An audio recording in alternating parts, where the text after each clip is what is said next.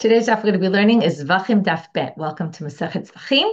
We're starting a new track. Masechet Zevachim is sponsored by Esther Kramer in loving memory of her father Manny Gross on his third year at site. He exemplified a path of holiness and purity, living with kedusha in his everyday life. A beautiful and appropriate kedusha message for today.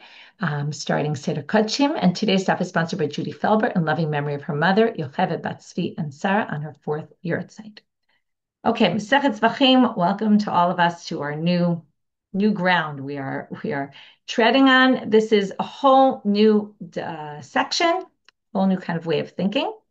What I want to introduce it, first of all, I want to recommend that you go listen to the introductions on our site. We have from Ayelet, which really gives all the background. It's an excellent introduction that if you want to feel like I'm going into this Masechet with knowing some basics, it's very real. It's very helpful and very relevant and gives perspective on it. And definitely a must listen to. Okay, it's about 25 minutes. And it'll give you all the things that I'm not going to give you today, which is what are the different types of sacrifices, what are the different categories of the sacrifices. I will point out one point that she mentions, which I think is interesting to get started with, which is that the Torah really delineates exactly what you're supposed to do, how you're supposed to do the korbanot, what are the rules. What a lot of our Masechet discusses is what happens when it's not done the right way, which the Torah doesn't make any specific mention of. And what they're going to try to figure out is, well, what if it's not done properly? Which sometimes, by the way, happens in other Masechtot. Like if you remember, Ketubot starts out with, a situation where the woman maybe lied and the husband isn't sure whether, and whether she was really a virgin before or not. And all of a sudden, like all the mess ups that could happen, in general, a system of law deals with. Ayala's claim is that this is a lot more of what goes wrong, more so than how does it go if it's supposed to be, what's the right way to do things. So that's just interesting to note. There's a lot of other interesting points along the way. Dr. Shalahan also has an introduction to the Masechet. And if you didn't catch Alana Stein-Hain's introduction as to why learn Masechet Seder Kodshim, Masechet Zevachim, and kind of was it learned by people throughout the generations? Very interesting. It's from the Siyum. So that's also, you can listen to that. It hasn't been separated out yet, but God willing, today or tomorrow, it'll be the Siyum will be cut into parts. And then you can listen just to that section. And if you're interested in Hebrew, Meirav Tubakan also gave an introduction in the Siyum last night. That was in Hebrew, an introduction to Seder Kodshim. So interesting to compare what they each chose to talk about. Okay. We're going to get started because that's the way we learn, okay, without too much other introduction. We're going to start with, as Ayala pointed out, what happens when something goes wrong. So we have a big, heavy sentence, okay, that has a lot in it, and we're going to spend a lot of time discussing this one sentence.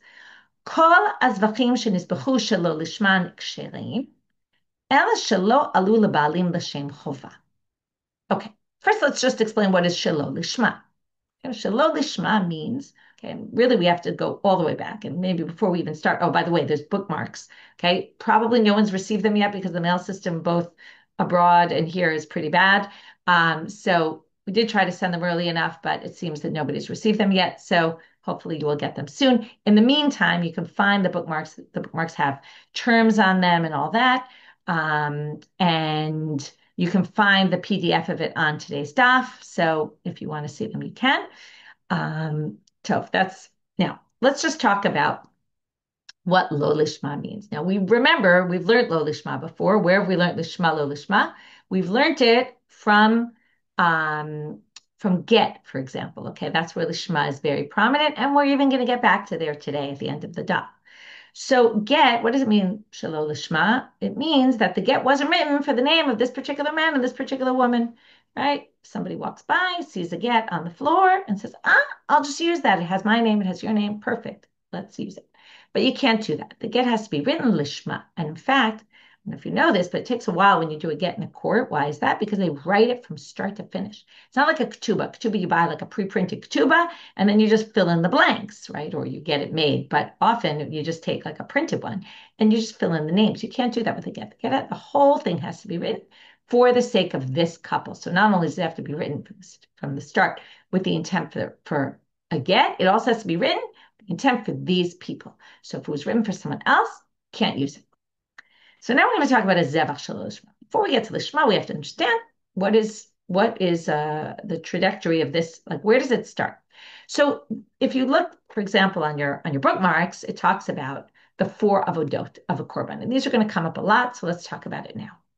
We have four main rituals that go with the korban, and they're all related. I want you to note to the blood. The blood is what's important because in the end, the blood of the sacrifice atones. So in order, and how does the blood atone? The pinnacle is the sprinkling of the blood or pouring of the blood. It depends on what sacrifice, how you do it. Get to all that later. But that's the main thing. How do you get to sprinkle the blood on the altar? Well, first you need to slaughter the animal to get the blood. So that's number one. Number two, you have to a Kohen. Okay, the first one is different than all the others because it can be done by anybody, not necessarily a Kohen. The rest of the avodot have to be done by Kohanim, and that's catching the blood from the slaughter in a sanctified vessel, and that sanctifies the blood.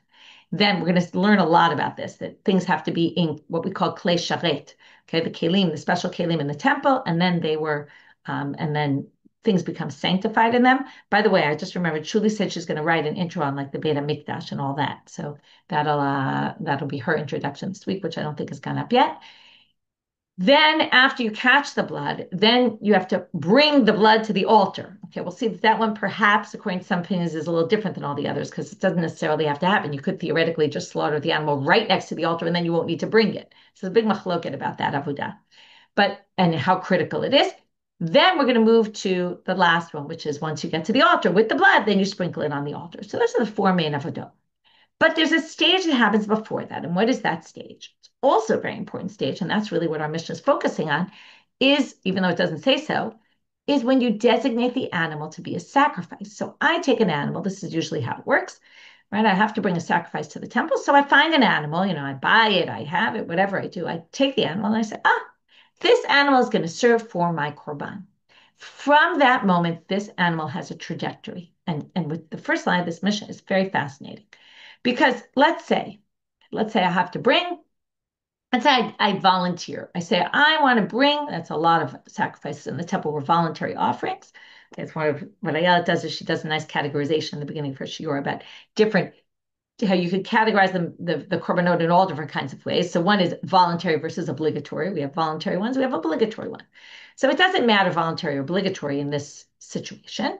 But I have a sacrifice, let's say voluntary. I decide I want to bring a korban ola. Okay, ola gets all burnt completely. None of it gets eaten. Okay, that's another difference between sacrifice. Some get eaten, some don't get eaten. Anyway, I say I want to sacrifice this as an ola. So I take an animal and I designate it to be a korban ola. Then here comes in our Mishna.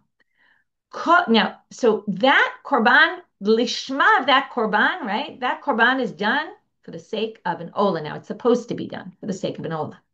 What if, when the person sacrificing it, which by the way, could be me, let's say, because anyone could sacrifice, or it could be a Kohen or someone else doing it for me, not necessarily me. Whoever's doing the sacrificing, if they do it shelo lishman, meaning while they're sacrificing it, okay, I want you to see these words. Kol zevachim shenizbechu. Zevach here means two different things. And you'll see all throughout, zevach is always going to a little bit mean different things, but often when a zevach is a sacrifice, but the verb shenizbechu means shenishchitu, that was slaughtered. So we have this sacrifice that was slaughtered shelo lishman, for the wrong reason. What does that mean?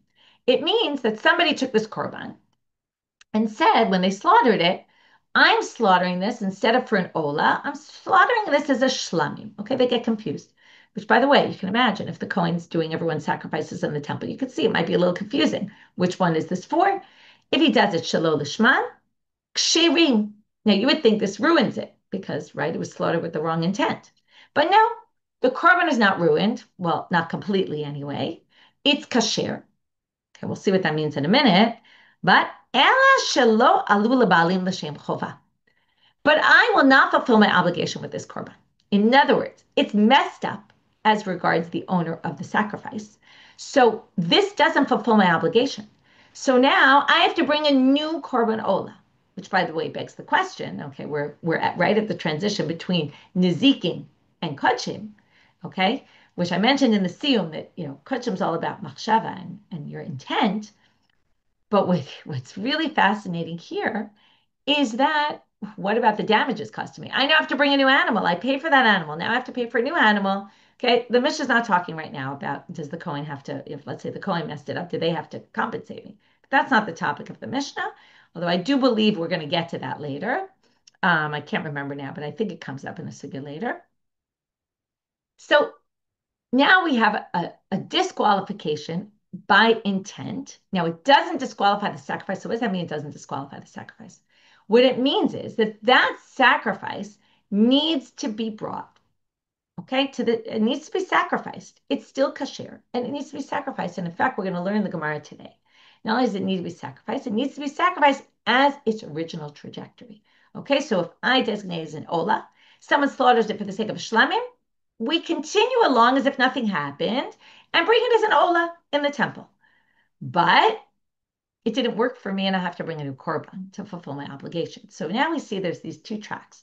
There's a person's personal obligation, which it could be an ola. It could be, I did something that I have to bring for a sin offering or something, although we'll see a sin offering. If it's a chatat, it's a little different. Let's take an asham, for example. There's a personal obligation, whether it's voluntary or obligatory, it doesn't matter. But once it's voluntary, I volunteered, I now have to bring it. And that's from, we'll see, they're going to actually quote a pasuk that says, Motzat fatecha tishmor, ve'asita kasher nadarta l'Hashem Elokecha, right? If you promise something, you have to keep your promise. So that's personal obligation. That we can't do anymore. The lishma messes that up completely. But there's also the korban independent of my personal obligation. Once I designate an animal, it's on a trajectory, and you got to finish that trajectory. Unless it gets disqualified. Now we're going to talk about what disqualifies it. So right now we said it's not disqualified. Lishma is not a disqualification. However, comes the big chutz. And now we're going to have 4 opinions as to what are the exceptions to this rule. Exceptions being cases where if you do a shelo lishma, it actually disqualifies the korban completely. And you cannot bring it as a sacrifice at all. So what are those? According to Tana Kamma, we have chutz min Pesach chatat, korban Pesach, and a sin offering. Okay, we're going to go on a little bit more and get a little more description here. HaPesach bizmano v'chatat b'chol. Okay, the chatat is not bound to any specific time. Meaning, if I have to bring a sin offering, okay, we learned about this just in the previous Masechet. It's a good transition here. We learned about a sin offering. What's with a sin offering? Right? I did a sin that if I had done it intentionally, I would have gotten karet. But if I do it unwittingly, then I have to bring a korban chatat. Now, I have that obligation whenever, right? It's not like I have to bring it tomorrow. So anytime if I designate an animal for that sin offering and then it's slaughtered shelo lishma, it's completely disqualified. Doesn't get brought in the temple at all. Korban Pesach is only though bismano. If I have a korban Pesach on the 14th of Nissan and it's slaughtered, now some people say 14th only in the afternoon, because that's really the zman of the korban pesach. Some of the commentaries say even in the morning, because there's a machloket about this on the 4th. Is it the whole day of the 14th or just the afternoon? Side point for us right now. But when the korban pesach is supposed to be slaughtered, if we take that animal that I designated, right, I got my sheep, I'm ready to slaughter it, or my lamb, and I bring it to the temple and I slaughter it, someone else slaughters it with the intent that we're doing it, let's say, for a shlamim or for an ola or for something like that, it's completely ruined. If it's not Pesach, that's a different story, okay? If it's not the 14th of Nissan. But if it's on the 14th of Nissan, disqualified. That's the first opinion. And that's like that's the mainstream opinion. I'm going to talk about this. What's unique about the two of them? One of the things, why these two are opposed to everything else. So we're going to see later that the Gemara gives categorizes them as these both have something to do with karet. Okay, the chatat, as I explained, and the Pesach, now they're different how they relate to karet. If you don't do the korban Pesach, you actually get karet. Okay, it's one of the 2 mitzvot aseh that if you don't do, you could get karet for not fulfilling a positive commandment. One is Brit Milah and one is Pesach. Okay, so they're both somehow associated with karet. Perhaps that's why they're more severe. Okay, there's all reasons given, but we'll leave it at that. Second opinion of all the exceptions. Rabbi Eliezer Omer, Af Asham. Wait, there's another sin offering, which is called an asham. Now that you bring for very particular situations. Asham me'ilod, if you misuse consecrated property unintentionally, if you, unwittingly, if you asham gzelo, you stole and then you denied it under oath. Learned about that. Asham Harufa, another case, there's the Asham of the Nazir and the Mitzora. Anyway, there's 5 cases where you bring an Asham, also the Asham. So he adds the Asham. Why? He actually gives a reason why. He says, Pesach Bismano, so he Afa Asham, Pesach Bismano, Chatat. So he has those 3. Hasham Bechozman. He says in the Asham also, just like the Pesach, anytime. Okay, sorry, I didn't read that well. The Pesach Bismano and the chatat and the Asham Bechozman. Okay, the Bechozman goes both the chatat and the Asham. But again, all he's really adding to the Tana Kamma is the Asham. Amar Rabbi Eliezer, here he goes and explains. Hachatat ba'achet, va'asham ba'achet. Okay, both the sin offering and the guilt offering are both for sins, right? No other korban comes for a sin. Those are the only ones that come for a sin, for a negative transgression anyway. They say the Ola covers mitzvah aseh that you didn't do, but that's a different thing. That's not okay. It's not actually called a transgression. Ma chatat psula shelo lishma, afasham psul shelo lishmo. So he basically makes a comparison, although we're going to see in the Gemara, we're going to go more into this much more later on, but not today. But basically he says, okay, so if the asham is like the chatat in the sense that they're both for sins, and the chatat doesn't work, if you do a shelo lishma, it's disqualified, also the asham. Yosi ben Choni Omer, hanishchatim l'shem Pesach u'l'shem chatat psuli. He says, okay, chatat and chatat and Pesach are the only 2 exceptions. He doesn't have asham on his list, but he says the Pesach and chatat go in both directions. What does that mean? The Tana Kamma had said, if I have a korban Pesach or a chatat and I do it shelo lishma, it's pasul. Comes Yosi ben Choni and says, what if I have an ola and I say I'm doing it for the Pesach and it happens to be the 14th of Nissan, or I'm doing it for a sin offering? That will also disqualify. Basically, what he's saying is chatat and Pesach, either way, whether they're the original sacrifice was for that, or the shelo lishma intent you have was about those 2, it will be disqualified. And Shimon Chiazar Omer shachatan l'shem gavoa mehen kshirim, l'shem nemuch mehen psulim. He's different than all the others. He says, it all depends what direction you're going in. If you go from a lower level sacrifice and then you do it for the name in the sake of a higher level sacrifice, that works. Meaning, again, it doesn't work. You don't do it for the sake of the higher one, but it didn't disqualify the korban, and you can go ahead and finish your korban for what it was originally intended. But if you took something that was high level sacrifice, like for example, you did an ola, and you did it l'shem shlamim, which is a lower level, then it's not going to work. Now we want to know ma'im kshirim. Sorry, so let me just read it. Ketzad, what's an example? Kodshe kodshim sheshachatan l'shem kodshim kalim psulim. Okay, again, on your bookmark, you can read up about kodshim kalim and kodshe kodshim. But kodshe kodshim overall are the higher level sanctities. Okay, they're more limited in where you can eat them. Some of them can't even be eaten, like the ola. All of it gets burned. Or if it can be eaten, only the kohanim. Okay, like the chatat and the asham, for example. They have a unique place where they get slaughtered in the northern part of the temple, which we're going to see. There's a whole debate exactly what's considered the northern part.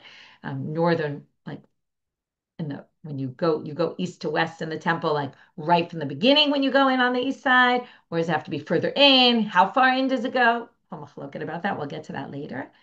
But there's a certain area where they can be eaten. There's all different laws about the kodshe kodshim. Okay, they're more severe in their sanctity than the kodshim kalim, which generally are eaten by anybody, can be eaten in the whole city of Jerusalem, and can be slaughtered anywhere in the Azara. Okay, they have to be in the Azara, the inner courtyard, but slaughtered anywhere in there.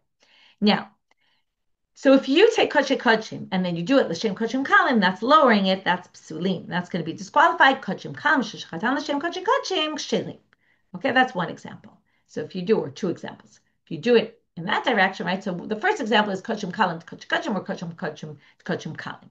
So one works, one doesn't, right? It all depends. If you're going higher level, it will be not disqualified. If you're going lower, it will be disqualified. Ha-bechor v'ha-ma'aseh. He's giving another example. Even within kodshim kodshim and kodshim kalim, there's levels, okay? There's levels of severity. So let's say you have bechor and ma'aser that you did l'shem shlamim. Okay, shlamim is more higher level sanctity than a bechor and maaser. Okay, the bechor is the firstborn, and the maaser is the 10th of your animals that you tithe, which we made mention of in yesterday's shiur about the Tamura. Kshirim. Okay, that works, but shlamim shechatan l'shem bechor l'shem maaser psulim. But if you took a shlamim and you did it for bechor maaser, that wouldn't work. Okay, so those are 2 examples. Now the Gemara starts off and starts asking, there's two questions we're going to deal with today. The first is linguistic. Why does the Mishnah employ a particular word? Okay, why they even ask this question is a good question. My theory, because it's not really such a strong question, my theory is that maybe they just wanted to tell you the answer and kind of came up with a question to get to the answer. Maybe you're convinced it's a better question, but lamali lamidna ela shelo alu. Why does the Mishnah start off and say, I'm going back to the Mishnah, all sacrifices that are slaughtered for the wrong intent are kshirim, but they do not work to fulfill the obligation. Now that but to me seems perfectly reasonable, right? We're saying it works, but not completely. But for some reason, they think this word is unnecessary. And you could have just said litany. You could have said velo alu l'ba'alim l'shem chava, and they don't. Okay, instead of ella, you could have said and. Okay, which in Hebrew, instead of saying a whole word ella, you just say ve. Right, you put vav before a word. It's a little shorter, which is what Rashi claims is the basis of the question. Rashi claims that the Mishnah is not generally tries to say things in the most concise form possible. So it should have just said velo alu l'ba'alim instead of ella. It's a shorter way of saying it. Again, it's not the most convincing question, but it is a question. And the Gemara is going to say, why did they use the word but? They want to teach you how kamashmalan leba'alim hu de lo alu l'shem chova. They want to distinguish and say they didn't work for the ba'alim l'shem chova. However, aval b'kedushatayu kairi. And so they wanted to really strengthen the difference between these two sentences. That they're kshirim, but they don't work. But by saying the but, what they mean is not only are they kshirim, okay, again, this isn't like it's clear from the but that we're going to get to this.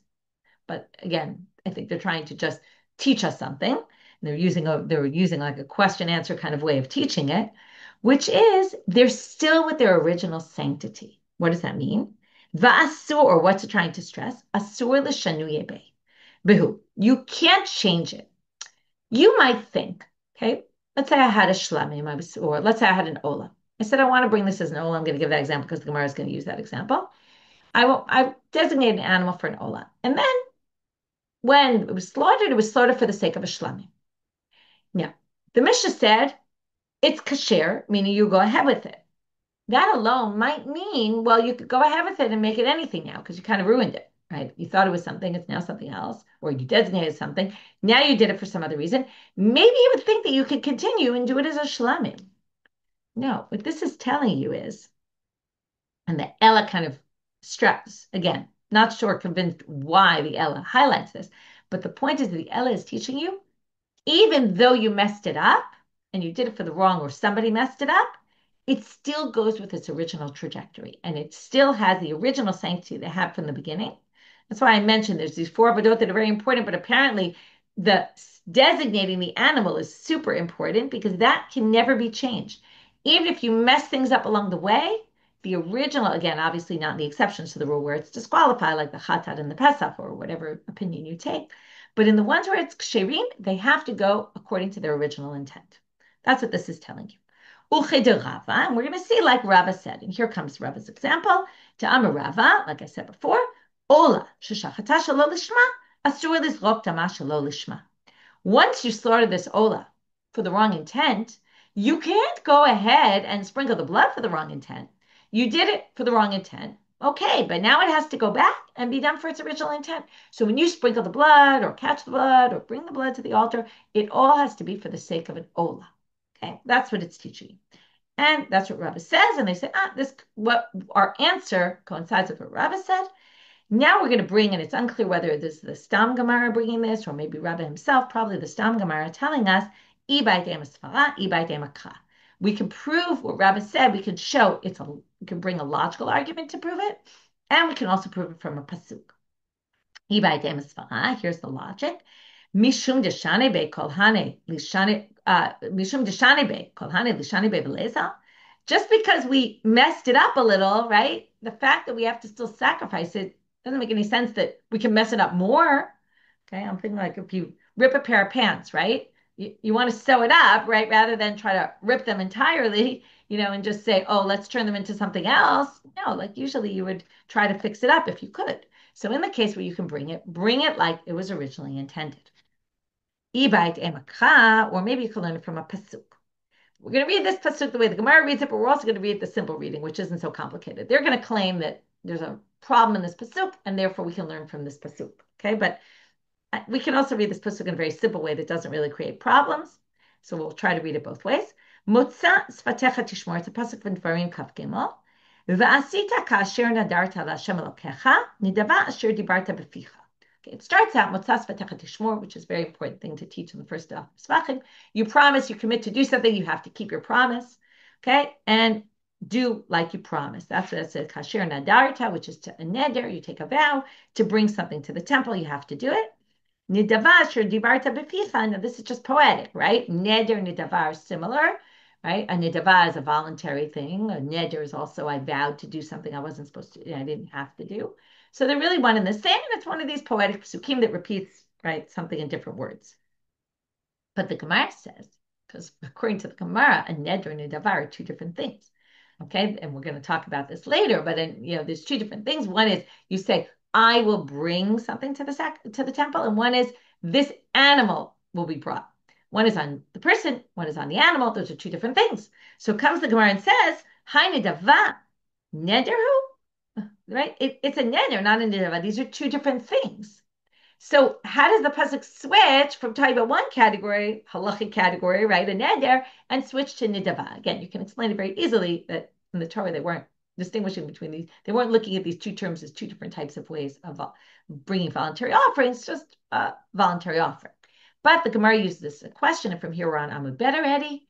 Ela im kemasha nadarta asita yehe neder, ve'im lo nidava yehe. So the first thing they do from this pasuk is they say that by switching from neder to nidava, they're actually referencing our situation, which is what? In kimosha nadarta asita, if as you vowed you did, then it will continue to be a neder. Im lo, meaning, right? So if I was supposed to bring an ola, I said I'm going to bring a voluntary ola burnt offering, and then it's slaughtered for an ola, great, that's my neder. No, the switch to nidava teaches you, well, im lo, okay, all of a sudden references our case. What if you didn't do it for the right reasons?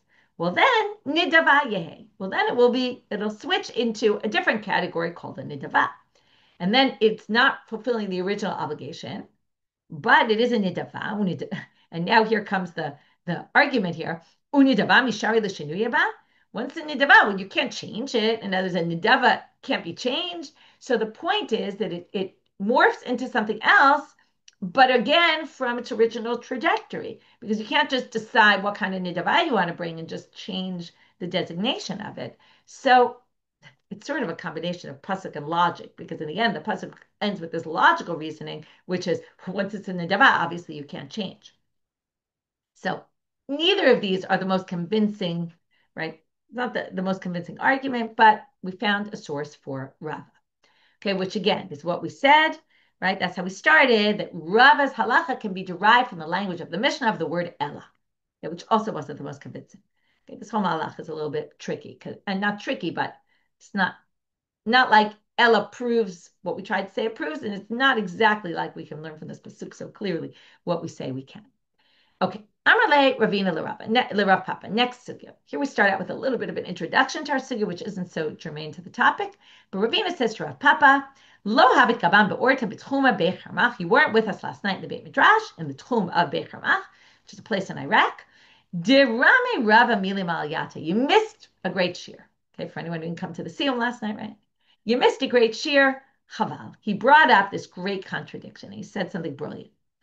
Okay, Dirame Rava Milim Al Yata Hadade V'Shani Lehu. That is, he brought two big things against each other, contradiction, and he resolved it.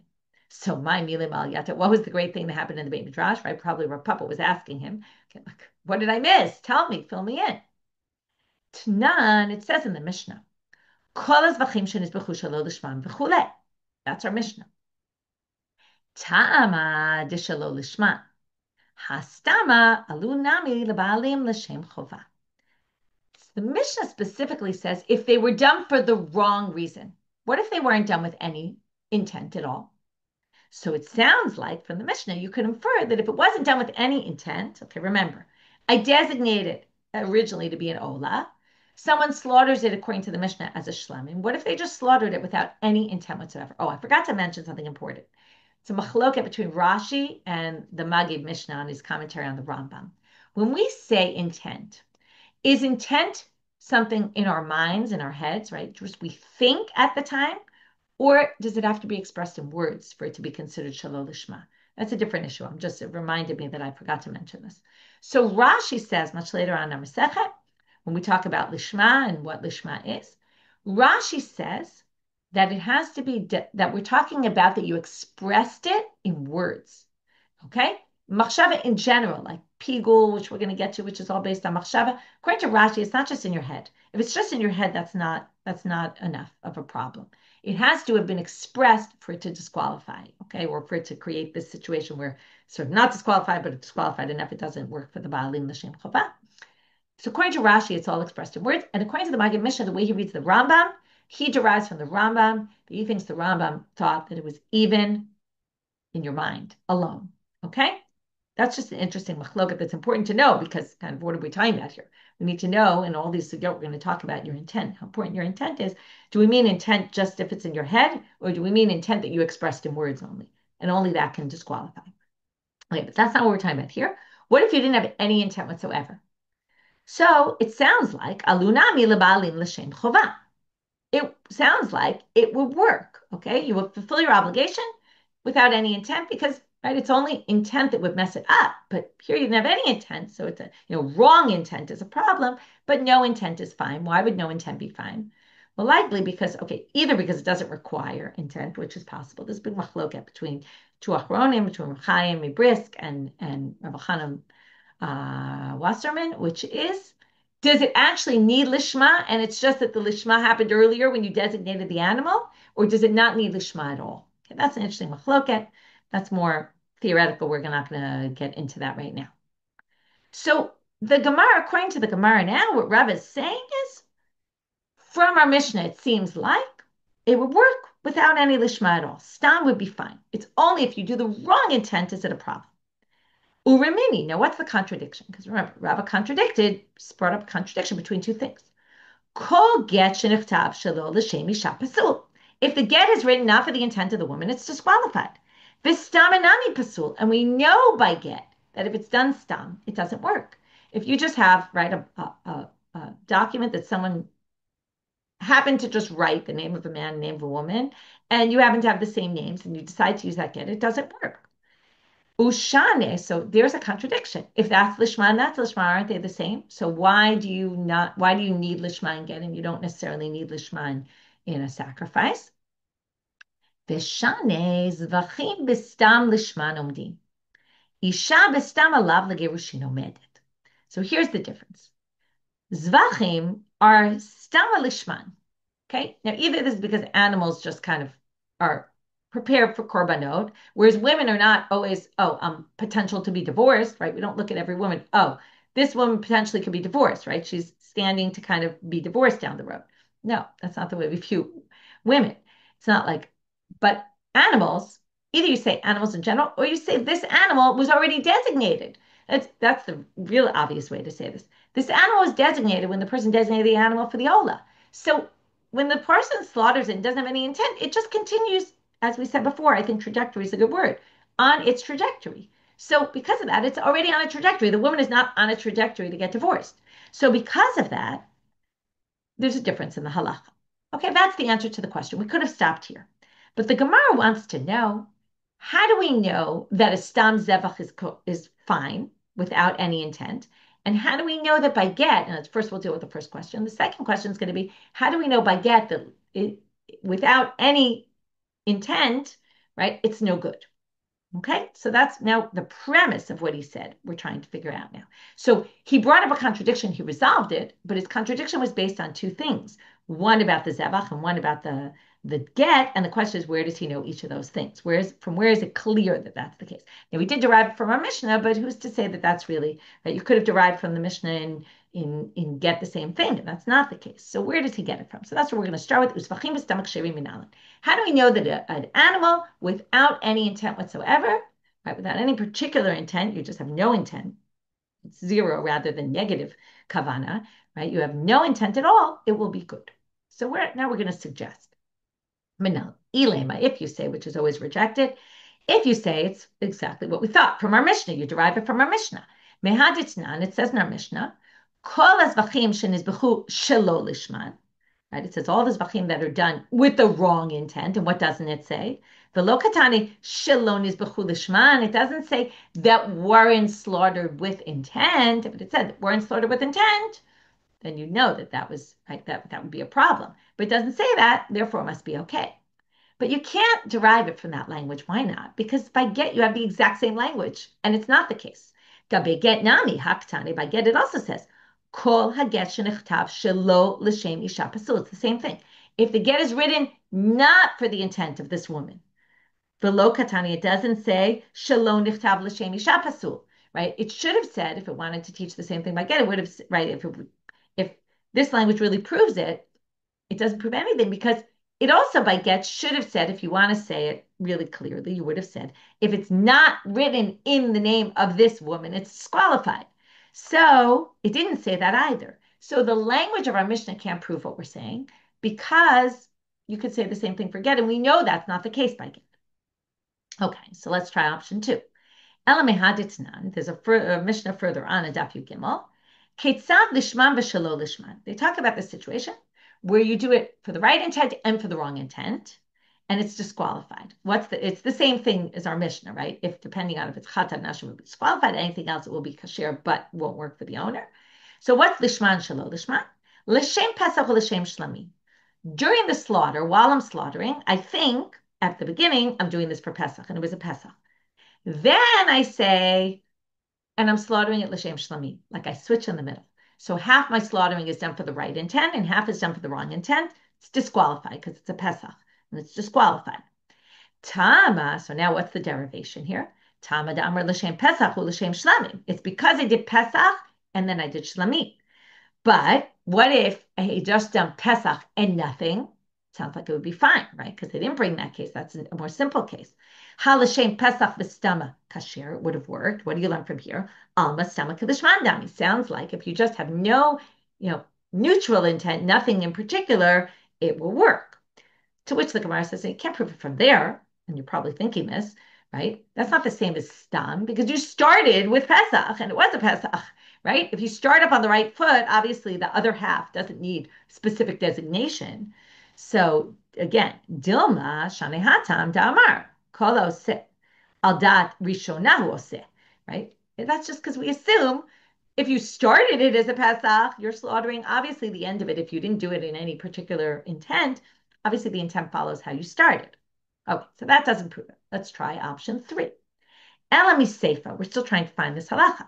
Maybe it's from the end of that Mishnah. Shelo lishman v'lishman. Okay, it also says there, what if you start shelo lishman, then you move to lishma? So again, half-half. What's the example they bring? Shelo lishman is l'shem shlamim with l'shem Pesach. So I have a korban Pesach I designated.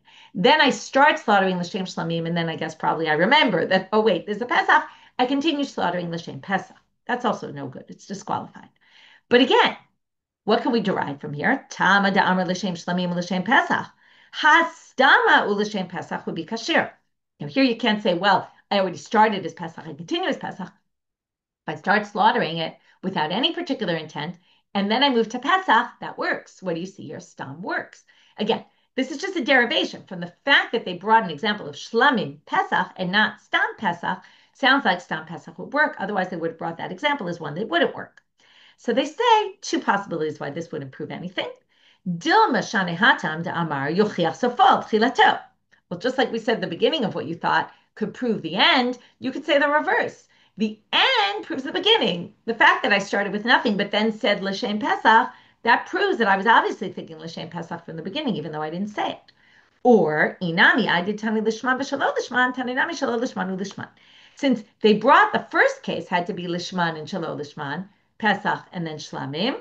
So when they brought the flip case, they just used the same example, but not that stam could have been used also, and maybe it actually would be. Okay, so maybe it would be disqualified in that case. So anyway, that doesn't prove what we're looking for, which is stam is kasher. Ella meha. But now we're going to learn it from a different Mishnah, which is much further on the Masechet on Daf Mem Vav. This is where, okay, this goes back to what Ayelet said. We start with all the mess ups here, but we're only going to get on Daf Mem Vav to what is lishma. Okay, how do you do it lishma? L'shem shisha dvarim hazevach nizbach. So the Mishnah says you have to have intent for 6 things when you're slaughtering an animal. L'shem zevach, for the sake of the sacrifice, that's the right sacrifice, that's our case. L'shem zovech, the name for who the sacrifice is for. L'shem shem, for the sake of God. L'shem ishim, for the sake of being offered on the altar. L'shem reach, to have a nice smell come out. L'shem nichach, right? Reach nichach comes up in the Torah all the time. Nichach is to be bringing something pleasing to God. You have to have those things in mind when you do the sacrifice. V'chatat v'asham l'shem chet. And if it's chatat and asham, you also have to have intent which sin the person did. Amar Rabbi Yossi, the Mishnah continues, Rabbi Yossi says, Af misha lo haya b'libo l'shem achat mikol elu kasher. Even if you didn't have intent for any of those things, it's still kosher. It still works. That's our important thing that we need. Why? Shitnai beitinhu. Because this all is stipulated by the court, what does that mean? Anu beitin de lo lemu lishmo dilma ate lememar shelo lishmo. This is fascinating. The Beit Din instituted that you shouldn't do a korban lishma. Why? Because they're worried that if they require, when you slaughter it, to have all the right intent and to have, say, this is for an ola, let's say, you might accidentally do the wrong one and say this is for a shlamim. So better not say anything at all. Right? This is in Hebrew, there's a phrase, kol musif gorea, right? Don't, right? People always say this, don't say too much. Too much can get you into trouble, right? Keep it short. Just don't say anything. And if you don't say anything or think anything, depending on whether we go with Rashi or the Maggid Mishnah, is it speech or thought? Right, less is more. Thank you. So less is more. You can mess yourself up. So best just not to have any intent. So what do you see here? Okay, if the court stipulates this, right, and said this is what people should do, recommended this, right? Basically, we're going to say Isa kadatach, right? So here, sorry, anu beitin de lo lema lishmo, right? Dilma ata lemema shelo lishmo, so that you don't mess it up and do the wrong way. Now, if you think Isa kadatach stama pasul, kaimi beitin umani milta de mifsabe, if stama wouldn't work, how can the beitin say you should all give your korbanot in that way? So the fact that they told everyone do it without lishma must mean, right, do it without any intent. Well, it must mean any intent must work. And that's their proof in the end. Now we're going to just start with this next part, which is gabe get stama pasumi nala. Now, how do we know by get? Doing it stam without any intent for anyone in particular is disqualified. Minala ilema. So we're not going to have the answer today. We're just going to suggest one answer and reject it, and we'll get to it tomorrow. Ilema mehadit nan haya over b'shuk. If you're in the shuk, b'shamas suflim maklim, then you hear, right, in the shuk, people are like, tomatoes for 20, for 5 kilo, and this for, so we have some sofer who's trying to sell his gets, and he's just reading a get out loud. And he stuck a name in, and and he puts this name in the get, and he starts reading, Ish ploni, Geresh ploni, Mimaka ploni. I'm out, Zeshmi, Zeshmi Ishti. And the guy's walking by, and he's planning to divorce his wife. He said, that's my name. That's my wife's name. Amazing. I'll just get the get from that guy. Pasul, Gareshbo. He can't use that get. So that seems to prove stam doesn't work, because this get was written stam. But they say no. Dilma kid Rav Papa, that can't prove it because that maybe is like Rav Papa. To Amar Rav Papa, hacha b'sofrim asuim l'lamed askina v'lo ichto l'shem kritu klal. That get could have been a get that a sofer was just practicing on. And they were just practicing writing, and they just filled in names for the sake of practice. That's a get that's not written at all, even to be what we call a get kritu, a get that separates. That's just a form. A get can't be a form. But it doesn't necessarily mean it has to be written for the name of that man. If maybe it was written for a different couple, and then they decide not to get divorced, and then you could take it. Maybe you would you could perhaps derive it from there. Now it's not the halacha, but this doesn't prove it. So we'll wait till tomorrow to see what does prove it. We'll stop here. So quick summary of our daf. We started with this big halacha that if you do a shelo lishma, it's kasher. It's a good korban, has to be, right? And we learned has to continue in what it was originally intended for, but it doesn't work for the personal obligation. That person has to bring a new sacrifice in its place. Other than 4 exceptions to the rule where it's completely disqualified, and we had a big machloket what those 4 are. Then the Gemara asked, what do we learn from the word Ella? And that was what I just said a minute ago, that it has to go in its original trajectory. And then we said that's just like Rava, and we proved Rava through a pasuk and through logic, a little argument. Then we went to this second part, which was this contradiction. Rava said between get and sacrifices about the issue of lishma. That stama is kasher in Zevachim, it's not kasher in get. And then we proved how do we resolve the contradiction? Why are they different? And then we proved how do we know it works in a korban situation, which took us a while till we found the right source. And then how do we learn it by get that it's no good, and that we're still trying to find the source for that. With that, we finish for today. Wishing everyone a good day.